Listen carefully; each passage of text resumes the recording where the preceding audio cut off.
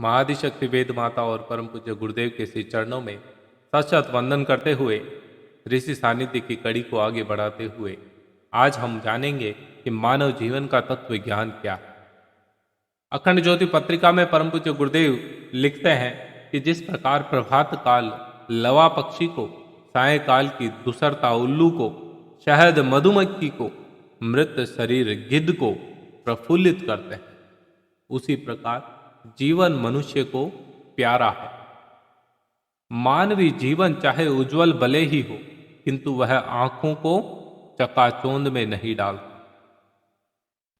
चाहे वह निस्तेज भले ही हो, फिर भी निराशा उत्पन्न नहीं करता। वह चाहे जितना मधुर हो, फिर भी उससे जी नहीं उबता। चाहे सड़कर वह बिगड़ गया हो, फिर भी छोड़ा नहीं जाता। इतना होने पर भी उसका सच्चा मूल्य कौन जान सकता है? बताइए, बात बहुत सटीक कही है गुरुदेव ने। इन बातों को आत्मसात करिए।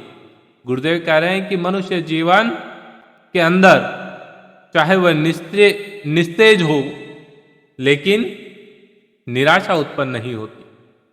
हमें मनुष्य जीवन बड़ा प्यारा है। वह कितना भी उज्जवल हो, लेकिन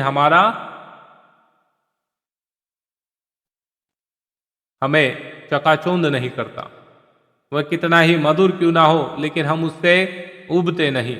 वह चाहे सड़ जाए, लेकिन हम उसे छोड़ना नहीं चाहते। गुरुदेव कहते हैं कि मूर्खों की तरह न तो यह समझो कि जीवन की अपेक्षा दूसरी कोई वस्तु अधिक मूल्यवान है, और न ढोंगी बुद्धिमानों की तरह यह ख्याल करो कि जीवन निसार है। केवल अपने स्वार्थ ही के लिए उस पर आसक्त न हो, बल्कि उससे होने वाले दूसरों के हित का भी ध्यान रखो। आज के समय में कोई दूसरे के हित का ध्यान रखता है? नहीं। उसका हित हड़प लेना चाहता है, उसके अधिकार हड़प लेना चाहता है। यही तो सबसे बड़ी समस्या हो गई आज के समय में। सोना देने पर भी जीवन नहीं खरीदा जा सकता, और न ढेर के ढेर हीरे खर्च करने पर गया हुआ समय फिर वापस लाया जा सकता है। बताओ, लाया जा सकता है? बचपन गुजर गया, क्या बचपन में जा सकते हो?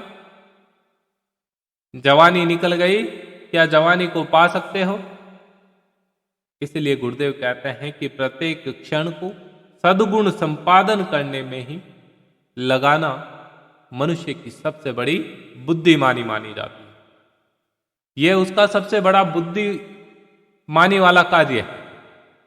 जीवन का निरुपयोगी समय निकाल डाला जाए तो क्या बचेगा? सोचिए। बाल्यावस्था, बुढ़ापा, सोने का समय, बेकार बैठने का समय, बीमारी के दिन यदि जीवन के संपूर्ण दिनों में से निकाल दिए जाए तो कितने दिन शेष रह जाएंगे? सोचो ना आप, कितने दिन रह जाएंगे। जब इस प्रकार से सोचेंगे तो आप पाएंगे कि वाकई में मैंने अपने जीवन का सदुपयोग तो किया ही नहीं। बाल्य अवस्था में खेलने में गुजार दिया, उसके बाद सोने में निकाल दिया, बेकार बाटे गपशप करने में निकाल दिया, बीमार हो गया तो आराम करने में निकाल दिया, और अंत में जीर्ण शीर्ण अवस्था बुढ़ापा आ गया तो बुढ़ापे में कुछ कर नहीं सकता, बस बैठे बैठे ऐसे ही निकाल दिया। तो आपने जीवन का उपयोग कहाँ किया? गुरुदेव कहते हैं अपने जीवन का सदुपयोग करना सीखो। मानव जीवन का तत्व ज्ञान यही है कि आपके जीवन का उद्देश्य क्या है, आप जीवन किस प्रकार से जीते हैं, आपके जीवन के पल पल का आप सदुपयोग करते हैं या उसको ऐसे ही बेकार जाने देते हैं। अपव्यय में अपना जीवन मत गुजार। एक एक पल का बड़ा महत्व है। इसीलिए तो कहा गया है, काल करे सो आज कर, आज करे सो अब, पल में प्रलय हो जाएगी। एक पल का भी भरोसा नहीं कि अगले सेकंड क्या होने वाला है। लेकिन जब ऐसा किसी को कहा जाता है तो अभी मेरी उम्र नहीं है, मैं ऐसा नहीं कर सकता। पढ़ने के लिए जब बच्चों को कहा जाता है तो बोले मैं आज थक गया हूं, कल पढ़ लूंगा। ये आदतें बहुत बुरी है और धीरे धीरे लत बन जाती है और फिर जीवन में बड़ा परेशान करती है। अपने आप को संयमित रखो, अपने आप को साधा हुआ रखो, अपने मन पर नियंत्रण रखो, तभी कुछ कर पाओ।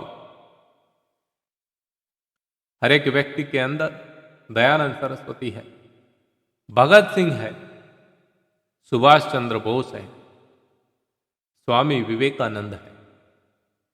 जरूरत है तो उन्हें जगाने की, लेकिन कोई जगाना चाहता नहीं। प्रिय साथियों, आपको ये प्रसंग अच्छा लगा है तो अपने परिवारजनों के साथ साझा करिए, और अभी तक आप हमारे साथ नहीं जुड़े हैं तो चैनल को सब्सक्राइब करके हमारे साथ अवश्य जुड़ें और जय श्री राम लिखें।